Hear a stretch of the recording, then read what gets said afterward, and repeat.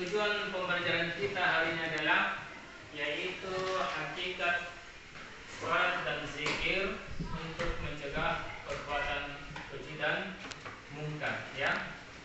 Jadi bagaimana hakikat sholat dan zikir itu bisa mencegah kita daripada segala perbuatan keji dan mungkar.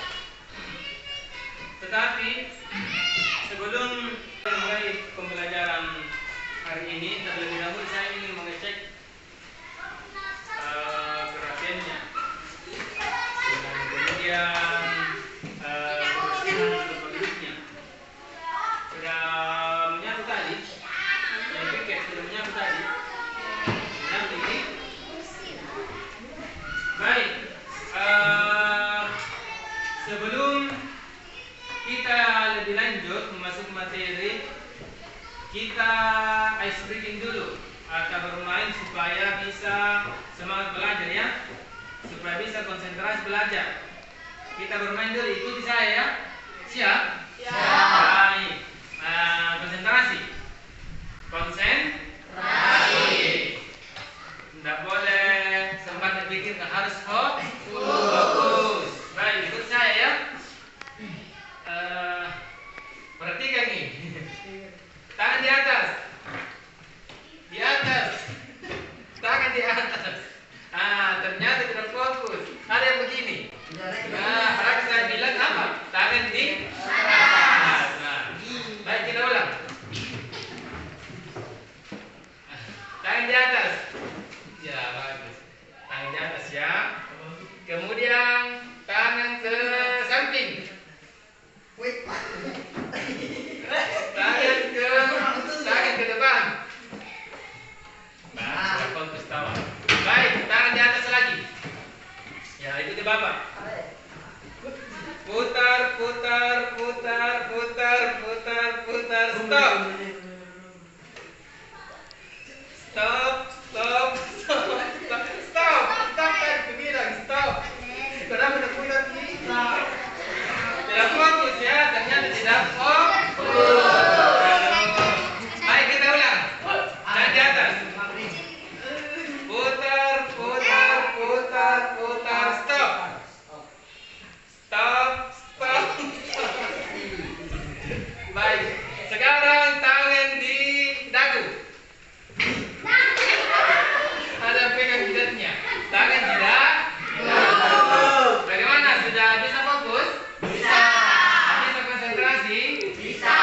Baik, jadi adapun tujuan pembelajaran kita hari ini adalah bagaimana hakikat sholat dan zikir itu bisa mencegah kita dari perbuatan keji dan mungkar. Anak sekalian, sebelum kita memasuki mata pelajaran, saya ingin bertanya dulu. Saya ingin bertanya, siapa yang tahu apa itu sholat? Baik, silakan.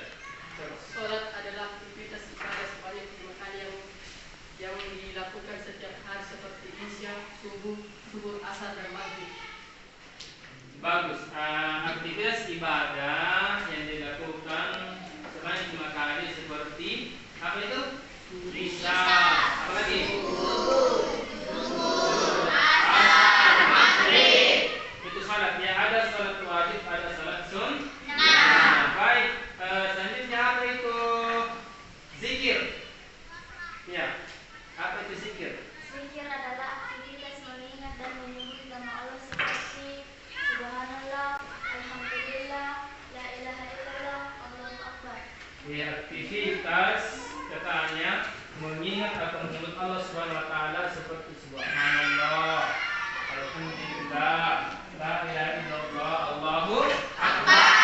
Jadi zikir itu ada beberapa macam. Ada zikir dalam hati seperti bertafakkur. Ada zikir ucapan, mengingat menyebut nama Allah Subhanahu wa taala. Ada dengan perbuatan, dengan cara melaksanakan apa yang diperintahkan oleh Allah Subhanahu wa taala seperti sholat, membaca Al-Qur'an, dan lain-lain. Baiklah anak-anak sekalian, setelah dengarkan baik-baik, ya. Jadi sebentar kita akan kerja kelompok, ya. Kerja kelompok, saya akan memberikan tugas sebentar, yaitu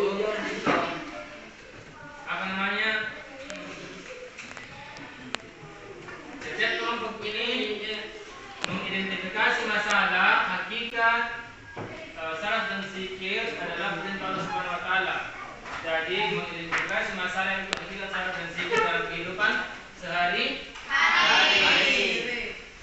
Tapi sebelum itu, tadi Anda menurut penjelasan bapaknya. Jadi makna salat ini secara bahasa benar dan baik. Makna salat secara bahasa di sini dikatakan adalah alat atau salat diartikan sebagai doa atau doa meminta kebaikan. Menurut istilah salat dipahami sebagai semua perkataan dan perbuatan yang dimulai dari takbir atau takbiratul ihram dan diakhiri dengan salam.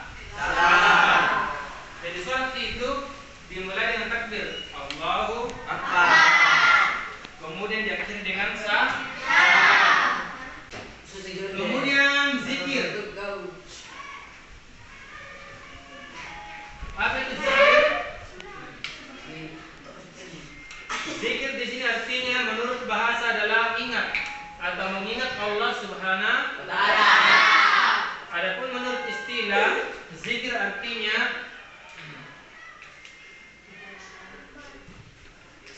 dengan mengingat Allah Subhanahu wa taala sebagai upaya untuk mendekatkan diri kepadanya.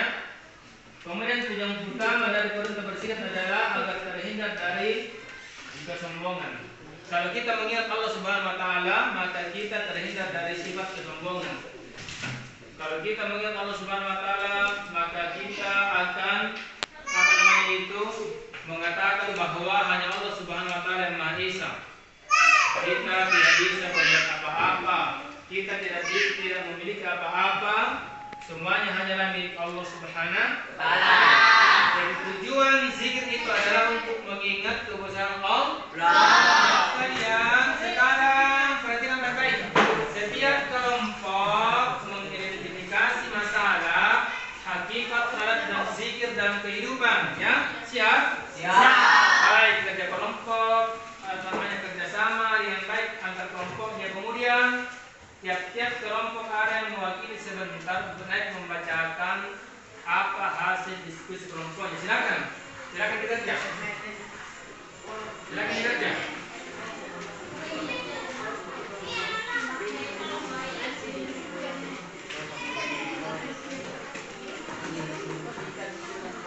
Identifikasi masalah dan zikir dan zikirnya.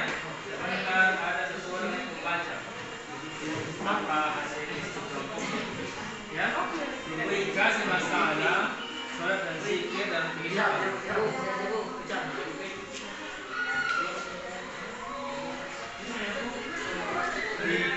Dibacakan hasil diskusi kelompoknya. Dengarkan baik ya. Yang lain.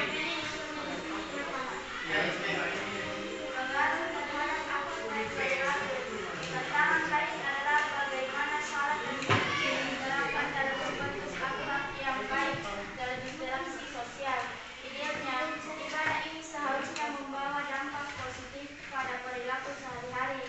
Tetapi dalam kenyataannya, banyak yang mengalami kesenjangan antara praktik ibadah dan sikap dalam kehidupan nyata. Motivasi ibadah. Ada juga masalah terkait motivasi dalam melaksanakan salat dan zikir. Apakah dilakukan semata-mata karena kewajiban atau benar-benar untuk mendekatkan diri kepada Allah? Masalah ini berkaitan dengan niat dan tujuan seseorang dalam beribadah. Baik, tepuk tangan untuk nomor 1. Jadi dia katakan tentang motivasi ya.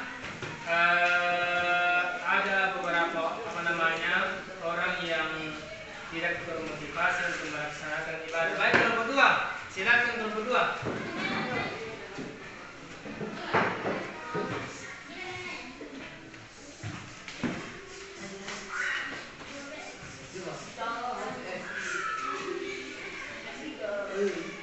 Pemahaman dan penghayatan. Banyak orang mungkin melaksanakan salat dan zikir sebagai rutinitas, namun tanpa pemahaman yang mendalam tentang makna ritual di balik ibadah tersebut. Masalah ini berhubungan dengan sejauh mana seseorang benar-benar merasakan kehadiran Allah saat beribadah.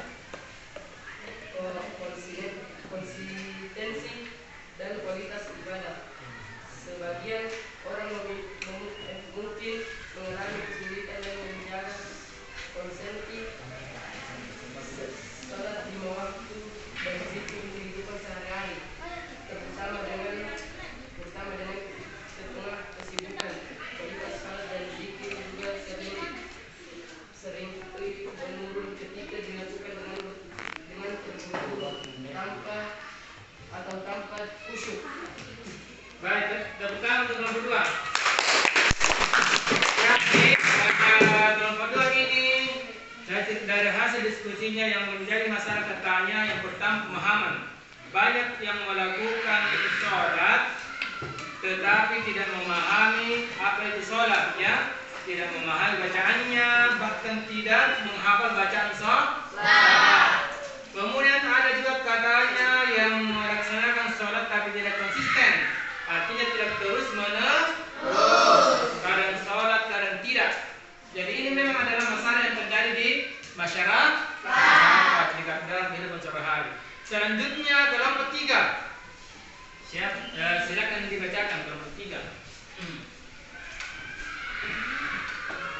Tentunya pengalaman spiritual terdapat dalam kehidupan sehari-hari yang kadang ibadah dilakukan hanya sebagai ritual formal tanpa mengalami pengalaman spiritual yang mendalam. Ini menciptakan jarak antara ibadah dan pengaruhnya dalam kehidupan batin seseorang.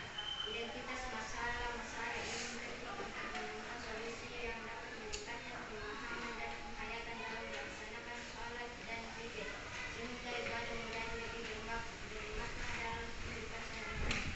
Baik, tepuk tangan untuk kelompok 3. Baiklah anak-anak sekalian, sekarang kita memasuki kesimpulan daripada pelajaran kita hari ini.